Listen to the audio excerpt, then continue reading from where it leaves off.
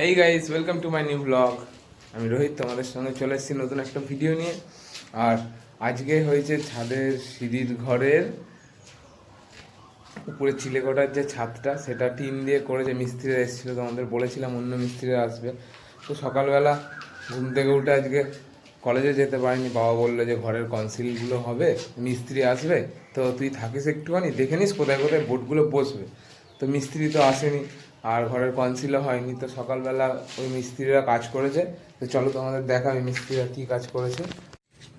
তো এখন দেখো চলে এসেছি, উপরটা পুরো খোলা জায়গাটা, এখন পুরো এই যে টিন দিয়ে দেখো মিস্ত্রিরা কত সুন্দর কাজ করেছে। কিন্তু টিনগুলো ফুটো ফুটো হয়ে রয়েছে। টিনগুলোর মধ্যে আমি একটা ভাইকে বলেছি, আমার পাড়ার একটা ভাইকে, এই ফুটোগুলোর মধ্যে এমসিল দিয়ে জাম করে দিতে, যাতে আর জল বৃষ্টি না পড়ে। তো সুন্দর করে ওরা করে দিয়ে গেছে এটা। এখান দিয়ে টানাটুনিয়ে দিয়েছে, যাতে এগুলো হাওয়াতে উড়ে না যায়। ওখান থেকে টানা দেওয়া। তো চলো তো আমাদের বাইরে দিয়ে দেখাই কেমন লাগছে কাজটা।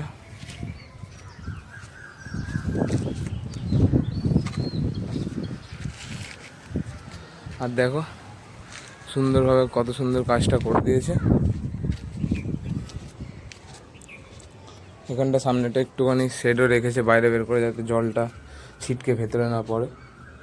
তো ওরা সুন্দর করে কাজটা করেছে।